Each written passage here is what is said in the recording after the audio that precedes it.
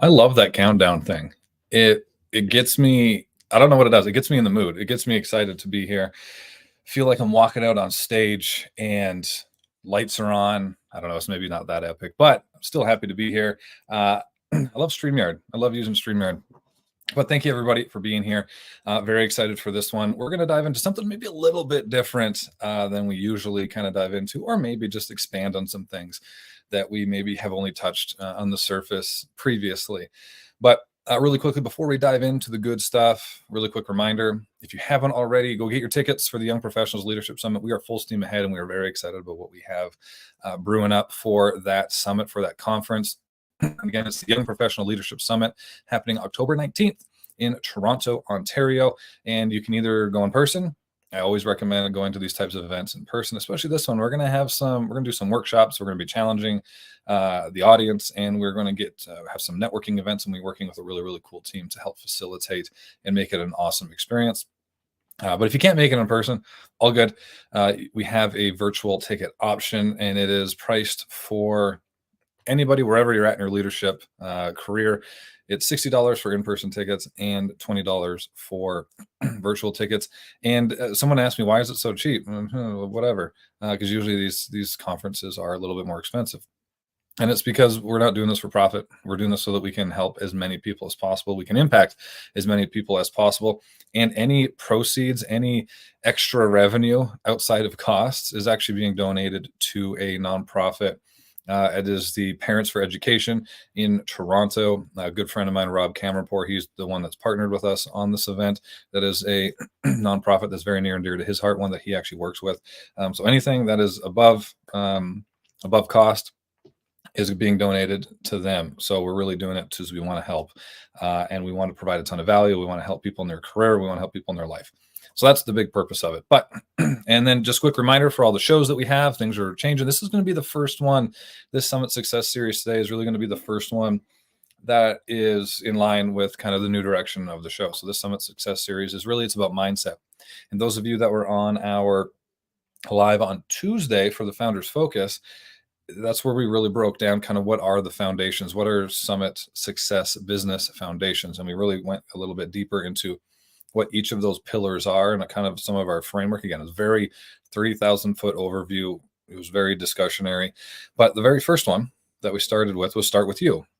And when I say start with you, we're talking about like founders, the people who are in charge of the success of the business, of the leaders of the teams. In order for the team to be successful, in order for the business to be successful, it has to start with you. And that's a hard one for a lot of people to swallow, mostly because it forces you to ask the question, am I the problem? And if the answer is yes, why? And those are tough questions to answer for yourself. They're tough to ask yourself to begin with, but they're very tough. They're tougher to answer. So we're going to, with this Summit Success Series on Thursdays, we're really going to be diving into kind of the mental fortitude, the habits, the cognitive discrepancies and that type of stuff with founders, and what makes them successful and what makes them not successful, and maybe overcome some hurdles that maybe you have that you didn't know were there, and give you some tactics on how you can overcome them and really break through some of these plateaus that you're on. And again, you're not going to go anywhere unless you start with you. It's just the way it is. The founder is always going to be the ceiling that the business can't grow past. The leader is always going to be the bottleneck that keeps the team from growing forward. And we're going to kind of walk through a lot of some of that today. Today, we're really going to be starting with something. This is a talk that I did.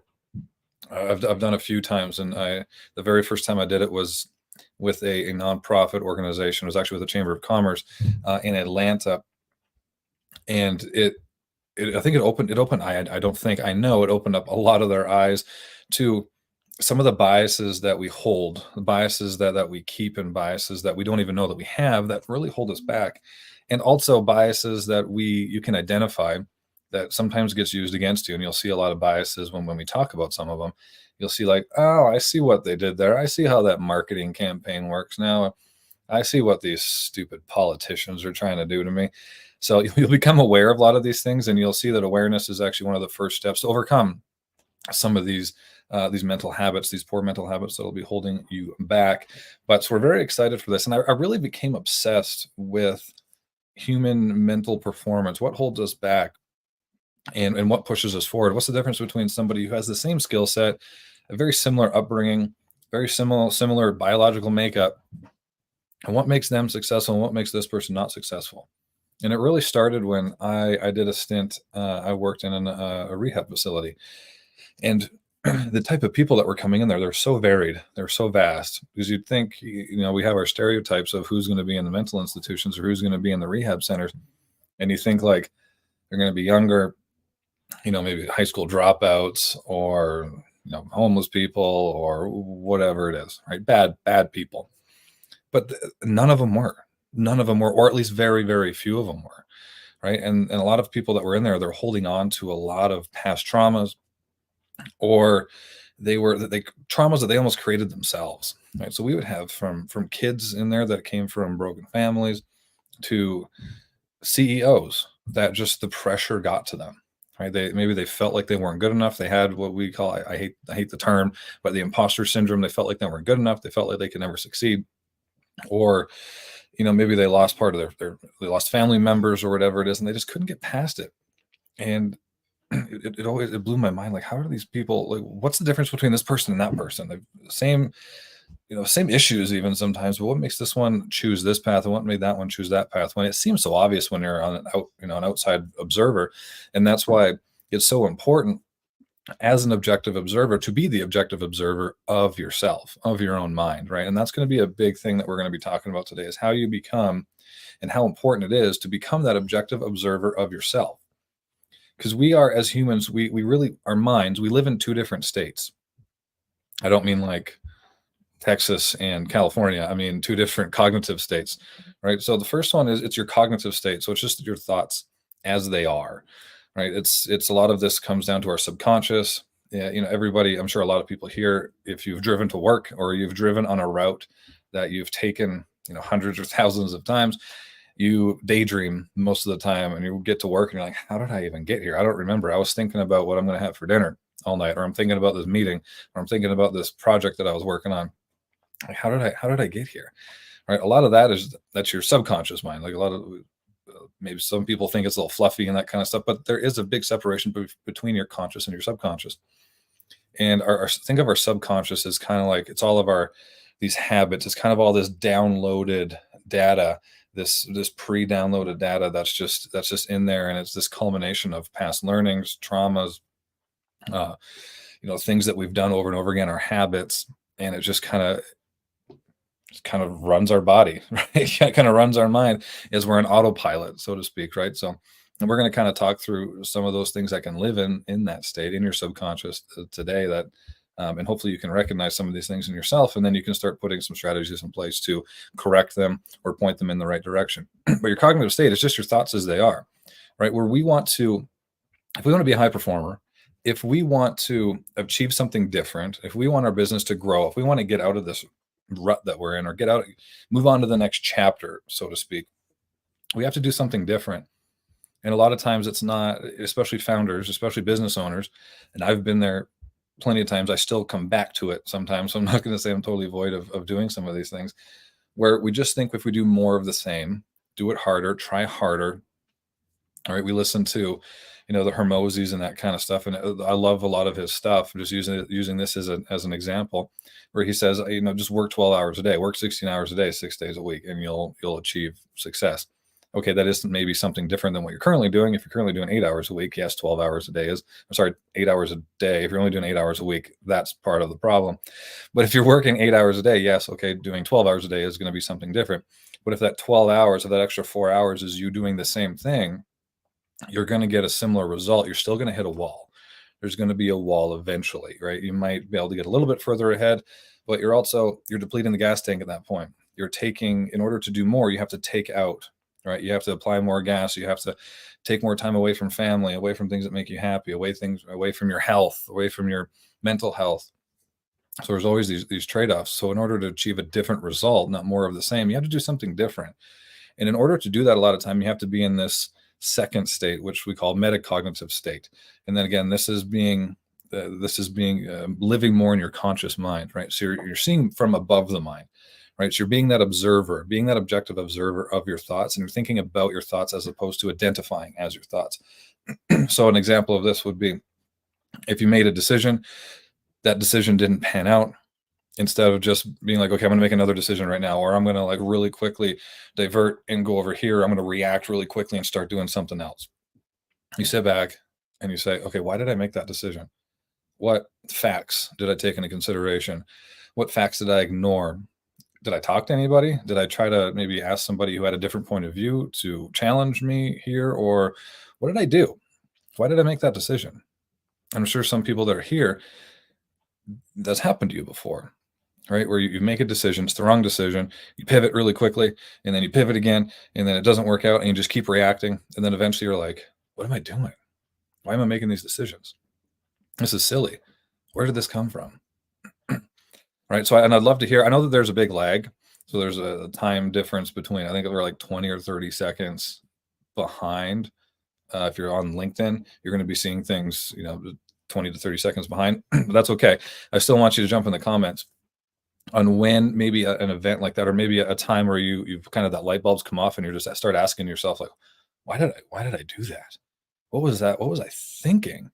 Right. And I know I have lots of examples of those myself. We're not going to share those today. That's a different live.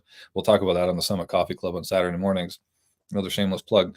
But we get in that that state where we finally recognize and we finally become aware of, oh, I have no reason why I'm doing that. How did I make that decision? Why did that goes against the things that I'm trying to achieve? Why did I do that? Right. And to be able to do that more often, that's the goal. So to be able to do that as often as possible and be able to do it proactively. And it starts with 3 steps. Right. Understanding, right? Plus awareness with intention. So understanding is I know the thinking errors that I'm prone to.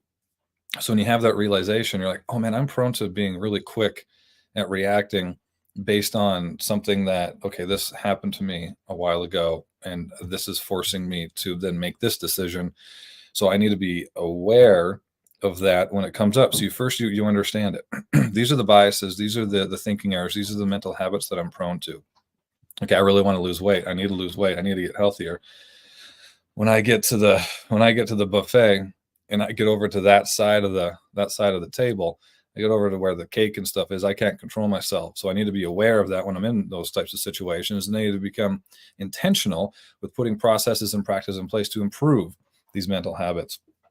So another one could be, actually, I'll give kind of a more structured example here. When I was working fractionally with a company about 5 or 6 years ago, and they kept hiring for this position, and it just didn't work out. It just they kept hiring, and these people just wouldn't work out. They'd hired somebody that come in, somebody that they knew they would hire.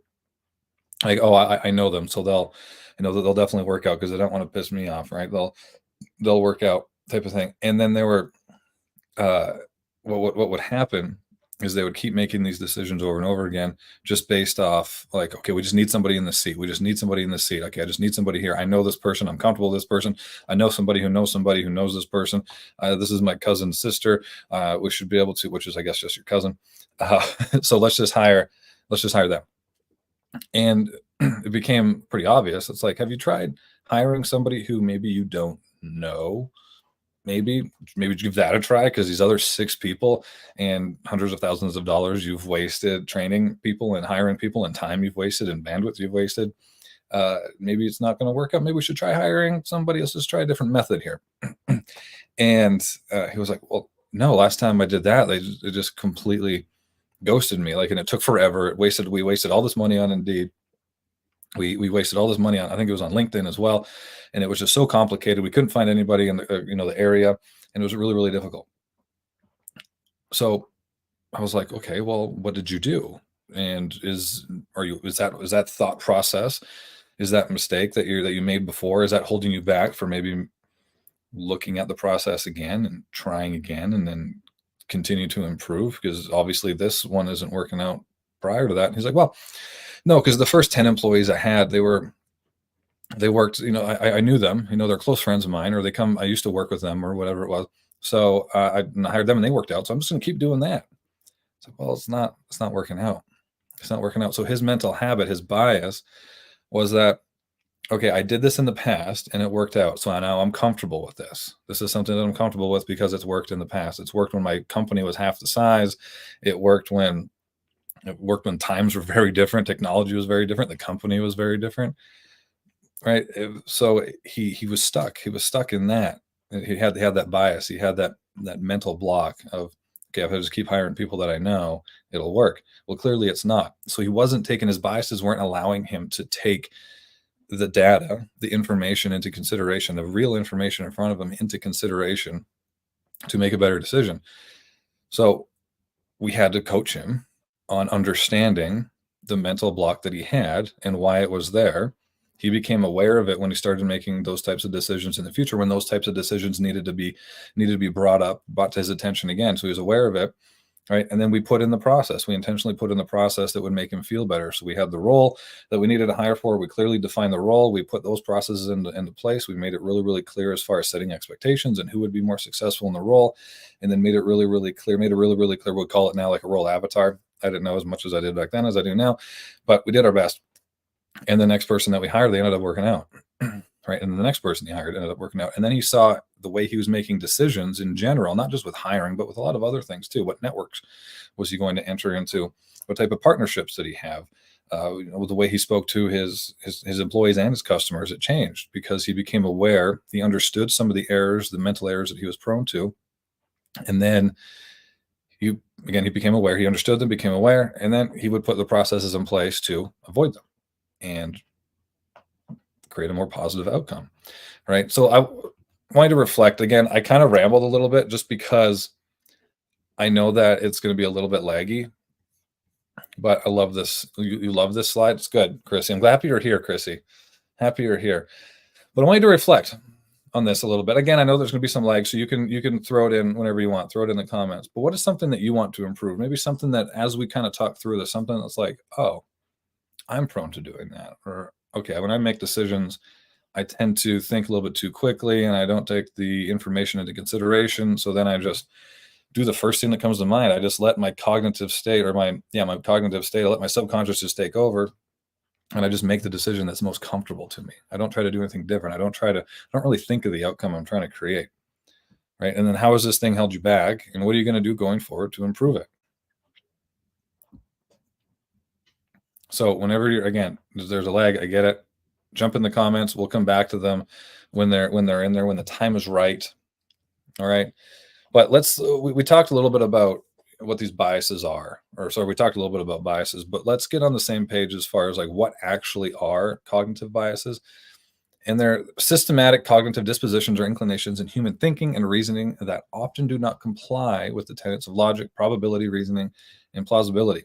These intuitive and subconscious tendencies are at the basis of human judgment, decision making, and the resulting behavior. So this is where it gets fun.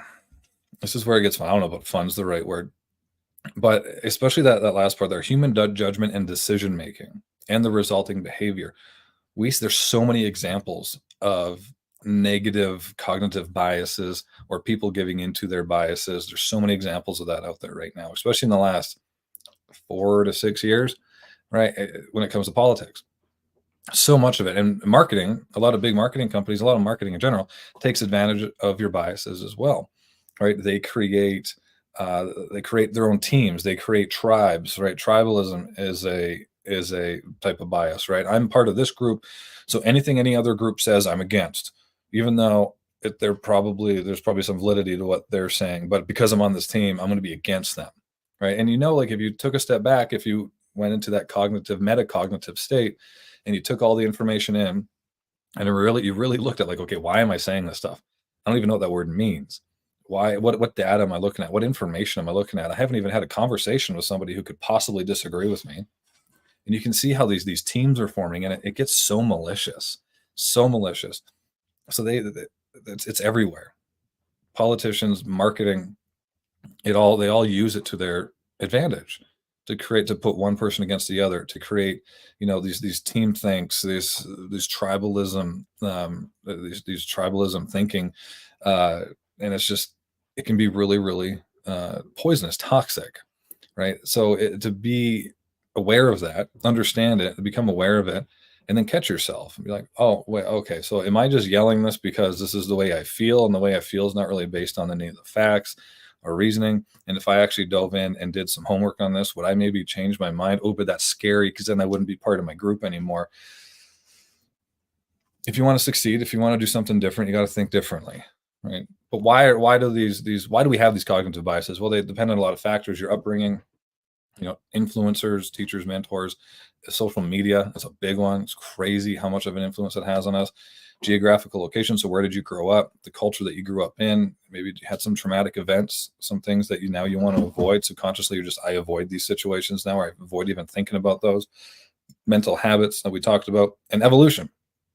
And evolution, we think that we are so evolved just because we have a iPhone, right? Just because we have this thing that talks to space, which, okay, that sounds pretty evolved, but we ourselves, our brains are not that evolved, right? We're not that far removed from primates. So a lot of these biases that we have, these cognitive biases and cognitive inclinations, they used to keep us alive. They used to keep us alive a long time ago. And there's one we're gonna really talk about and break down two different types of biases today, and go a little bit more in depth than just two of them. But I think that these two that I picked for today will be will be able to shine a fairly broad light on some of these biases and other biases that we could be prone to. But again, a lot of them come from just because they used to keep us alive thousands of years ago, right? And the first one we're going to go over, it's called the availability bias. Now, this one we see a ton of. And this is actually, you see a lot of like sales processes, they take advantage of the availability bias. So basically we increase the likelihood that we think that something is true based on how available it is to us. So, and this happens a lot. I'm gonna try to keep it. I'm gonna stay away from like the touchy subjects today. And we're gonna talk mostly about like business. But if I get into it, who knows? But we'll keep on like the business side of things. So we work with a lot of founders. For us at Summit Chasers, we work with a lot of founders and business owners who they're very, very strong, and they're not almost, they are masters in kind of one discipline of business. So we work with people who come from sales backgrounds, marketing backgrounds. Maybe they're masters at the certain service that they provide or the product that they create or manufacture, or maybe they're pros at manufacturing itself or experts in it. So when you are an expert in something, your level of competence is really, really high. You have much more pool of information to pull from. So when let's say your business starts to struggle, you haven't hit your numbers in a few months or maybe even years, and you're stagnant. Because that your pool of information is so strong in this one area, you're more likely to always think, okay, this is the solve. This is the issue. Oh, okay. I haven't hit revenue in a few months now. It's probably because we're not making enough purses. I don't know, whatever your business is, or it's because our marketing isn't strong enough, or it's because our software isn't fast enough, or whatever it is. Whatever your highest level of competence is, we have a tendency to veer towards that because that information is more available to us because we're experts in it. We have more of it to pull from, right? Another example could be, actually, I did this. I made an example of this, or used this as an example when I was speaking, when I presented this to one of the Chamber of Commerce, and I used this example. And I'm not going to try to trick you because I can't see you, and I like to see people's faces when I'm tricking them. But I say, what you want to do when you want to make something more available is you want to evoke emotion. So what I would say is, okay, so everybody here, and this is in the East Coast, so nobody lives in California, but I would say everybody hear about those earthquakes that are happening in California, and everyone, they've heard of them, they've seen the news and that kind of stuff. So they're like, yeah, no, they happen all the time. And I'm like, yeah, because it's on that San Andreas Fault. It's kind of crazy. Anybody scared that that's gonna like fall into the ocean one day? Everyone's like, well, I mean, I don't live there, so I'm not really scared of it, but I mean, it would suck if it happened. And then I'd be like, well, do you see that movie? Wasn't there a movie about it? The Rock was starring in it, and like the whole thing, the whole city, the whole California just slid into the ocean, and everybody was like, everything was underwater, and it was crazy. Everyone's like, oh yeah, we saw it, and all the women are like, yeah, I love The Rock and whatever. And I left it at that. And about an hour later, I came back to it, and then I asked a question.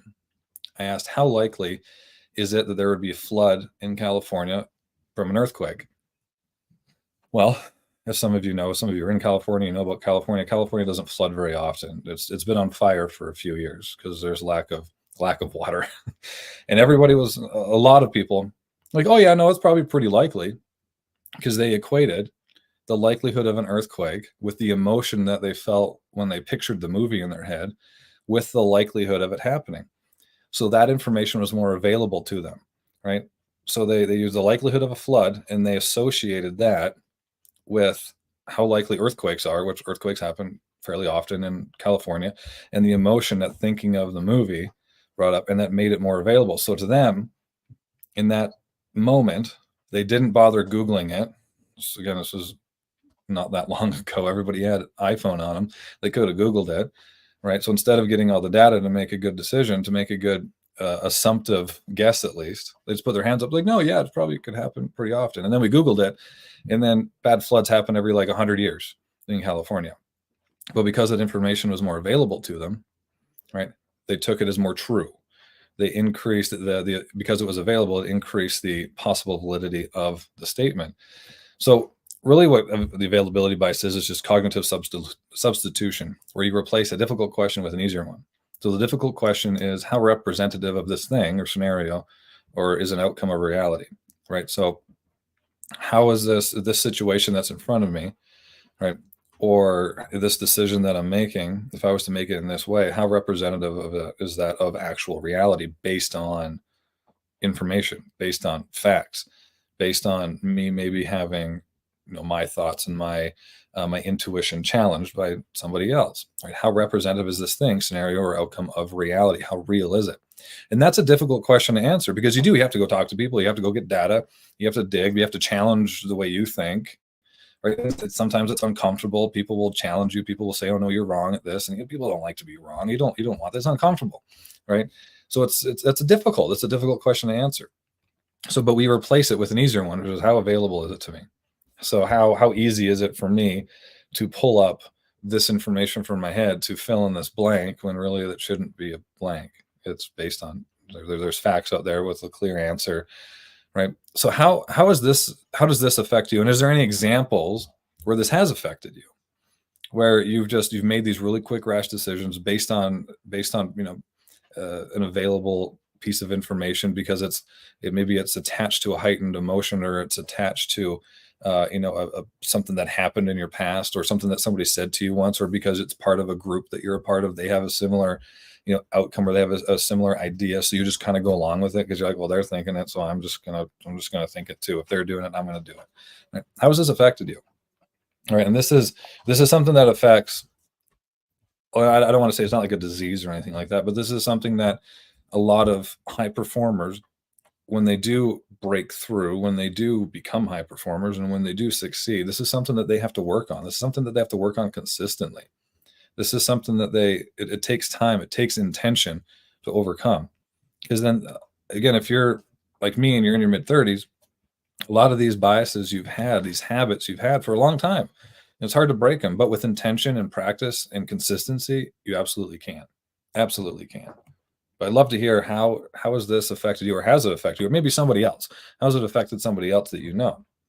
So there's one more bias that I want to talk about today, and this one is I'm gonna keep it clean today. But it's called the agent detection bias, where we accept a single agent acting with intent and pulling the strings. So I'll go back to one of my examples with founders or business owners hiring people.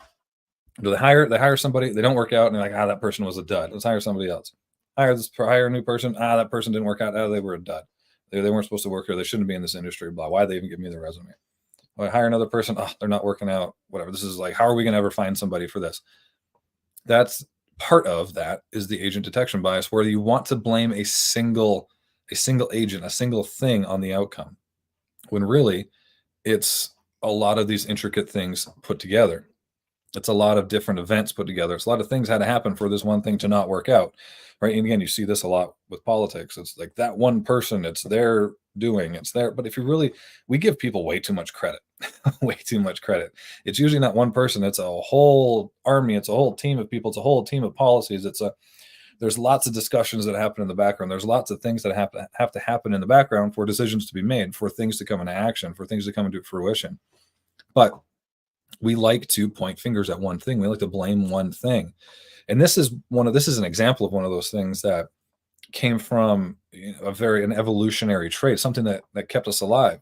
So if, let's say, it's 5,000 years ago, whatever, we're in our village and we hear a tree snap. We hear something loud in the bushes in the forest, right? Everybody runs and hides. And at that time, if that tree broke or we heard that tree branch breaking 20 times, we would run and hide 20 times, right? Because we would blame it that tree broke because of a predator, because of a threat. And back then, it would be better to run 20 times than only run 19 times and get eaten on the 20th. Right. So this type of bias is something it did a long time ago. It kept us alive. It helped us. But now we don't have to. We can take our time and we can take our time, we can take in all the information, right? We have technology, we can look on our spy glasses or we can look on trail cameras and be like, was that a bear or was that, oh no, we're good, everybody keep doing what you're doing. Right? You don't need to do that anymore. Right? You don't blame it on one person, right? Because what this does is it allows you to avoid, right, or it becomes, a way for you to avoid taking responsibility. So going back to that example with the business owner kept hiring these bad people, they blame it on the bad candidates, they blame it on the bad area that they're in or the lack of talent, as opposed to, okay, is our hiring process broken? Is our training when we bring them in, is it not good? Is our onboarding process not great? Is this role even a thing? Like, what are we hiring for? Let's break it down. Let's see why this isn't working and let's put in the processes and let's take the time. Let's improve. Right? If you fall into this bias, if you allow this bias to take over, you don't take responsibility. Therefore, it stunts your growth. Right? And then you never solve, or very rarely solve, the root causes for these problems. This person hiring in, it's not the talent pool. It's because, hey, you don't know how to source them. You don't know how to write a description. You don't have a good hiring. You don't have a good interview process, and your onboarding and training sucks. That's the root cause of the problem. But because you just blame it on the one person, because you blame it on that one agent, you never solve the root cause. And a big part of that is because you're not asking the right questions. You're asking the wrong questions. Instead of, where did you find this person, or how did you let that person in? You got to ask the question, okay, why isn't this working? What can we do to make this work better? What can we do to make the next person work a little bit better? What can we do? Right? So it forces you to ask or it allows you to ask the wrong questions. And if you keep asking the wrong questions, you're never going to get the right answer and you're never going to move forward. You're never going to improve. Who wants that? And again, we're giving you two examples of biases today. There's hundreds of biases and the availability bias, it really encompasses quite a few biases, but then that's why I wanted to use that one today. It's because it is a kind of a good broad example of some of the biases that we fall victim to. But again, there's so many out there, right? And you start with becoming aware. You start there. You start being, okay, what am I prone to? Am I prone to making really quick decisions? Am I prone to making decisions when I'm stressed? Okay, I keep making decisions when I'm stressed. I probably shouldn't do that, because when we're stressed, we're more likely to go with what our primitive brain is saying as opposed to our logical brain. So whenever I'm stressed, I don't make decisions when I'm stressed anymore. I go for a walk. I have a cup of tea or a beer, whatever you want to drink. I don't care. And then we make the decision. That's an example of intentionally understanding our own mental habits, our biases that we have to create a better result, to do something different. Every time my business starts to fail, I think, okay, we focus on the sales. It's the sales problem. No, it's because you're not hiring the right people. No, it's because when you hire people, you don't have any processes or systems in place, at least consistently, to create predictable outcomes. So therefore you keep spinning your wheels and ending up in the same place. But because you keep giving into your primitive brain and the ways of making decisions, you never solve the root problem. And a lot of this has to do with decision making, right? Decision making, it's really two pieces, two steps. Decision making is like from a 30,000 foot view. Decision making is really two steps. Get all the information together, get all the needed information together, all the needed perspectives, information, data, and everything together, and then make a decision. Biases make us skip the first step. at least just kind of skim over it. We just read over it really quickly. I hope that makes sense to a lot of people, because if you don't, what happens is you end up in this thing that we call default doom loop. Okay, we're gonna do something different this time. It's getting a little bit difficult. Okay, now again, when it's difficult, you get stressed. You're not seeing the results you want. So I'm just gonna revert back to my old ways of thinking and revert back to my biases. I'm just gonna start hiring people I know. I'm just gonna go back to an old sales process that we used when we first started, first started the company, that worked when there was, no competition in town. I'm gonna revert back to marketing, just focusing on the one thing that I'm good at. And then you land right back where you started. Or if you're lucky, or worse off than where you started. And if you do not become aware, if you don't understand some of these biases that you're prone to, these mental habits that you're prone to, these shortcomings that you're prone to, you're going to end up in this default doom loop. And that's why it's so important for us when we're working with our clients that we start with the most important individual in the company, which is the founder, which is the owner, which is the captain of the ship. Because it can't grow past you. It can't grow past these mental habits that you have. The way you make decisions is the biggest one. Can't grow past that. Anybody here feel like they're stuck in a default doom loop? Oh, here we go. Now I'm starting to be caught up. Or you stop hiring and stop training, and the failure of the loop continues. Yes, 100%. Because now you're just afraid of doing anything.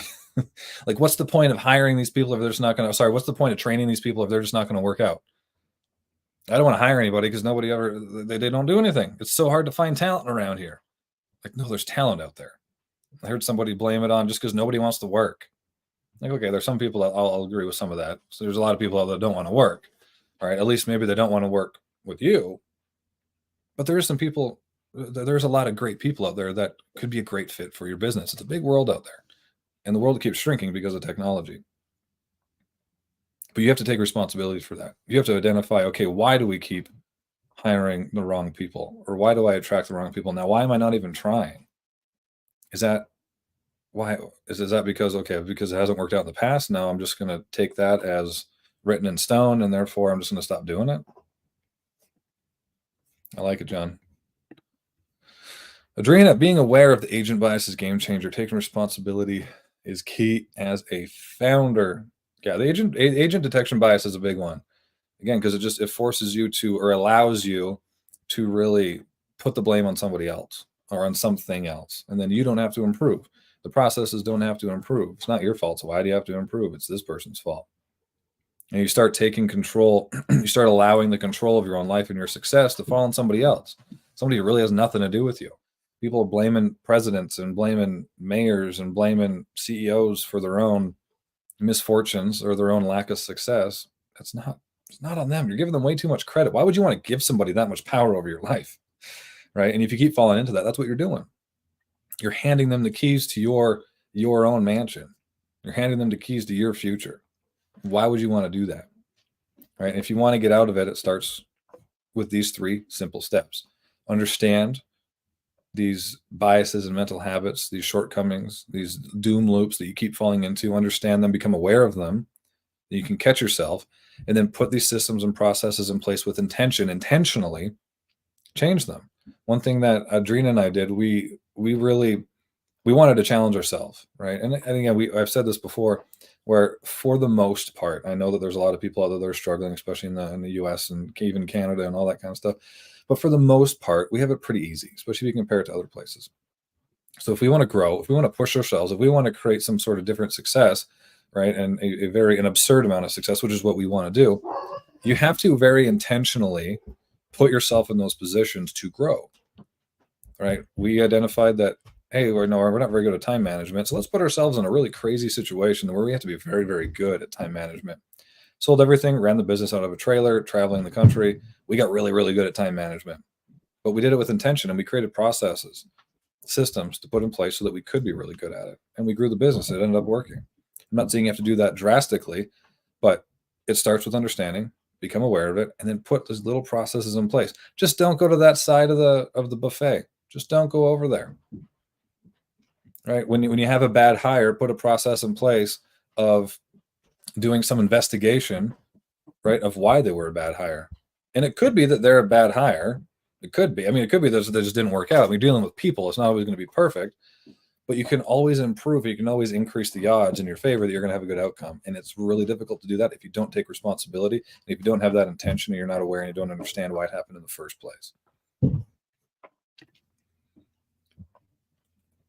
Happy you're here, Chris. I love this perspective. Intentional actions are purposeful actions. Exactly. Exactly. And you have to. And again, if we just keep going through our life, letting our biases, letting this our primitive, subconscious brain take over, we're just going to do what's comfortable. We're just going to keep doing the same things over and over again and get the same result, even though you want something different. Love it. Well, I just want to say thank you. I didn't think I was going to be talking for 41 minutes, especially by myself. And I'm sure that some of you can hear the dogs are fighting upstairs. They're having a blast. It's been raining here the last few days, so they're like very cooped up. Very, very cooped up. But I want to say I really appreciate everybody being here. Chrissy, John, Adrina, Kristen, really, really appreciate everybody here. And even if you're watching the rerun, throw some stuff in the comments. How has some of these biases, the availability bias, or maybe the agent detection bias, or some versions of each of those, how have they held you back? Or maybe what's give us an example of how you've kind of maybe fallen victim to some of them, or somebody on your team has. Don't name any name, don't call anybody out, right? But I mean, that's up to you. But I'd love to hear it. I'd love to hear it and give you some feedback. But again, I really appreciate everybody for showing up for the Summit Success Series. I'm really excited to be able to do more of these and talk more of these mental blocks that we have, and how can we really start to improve and create the success, create the life that we really want, and focusing on the one thing, the one person that's in charge of creating that success for us, which is ourselves, is it starts with you. So I really, really appreciate everybody. And until next time, keep chasing your next summit.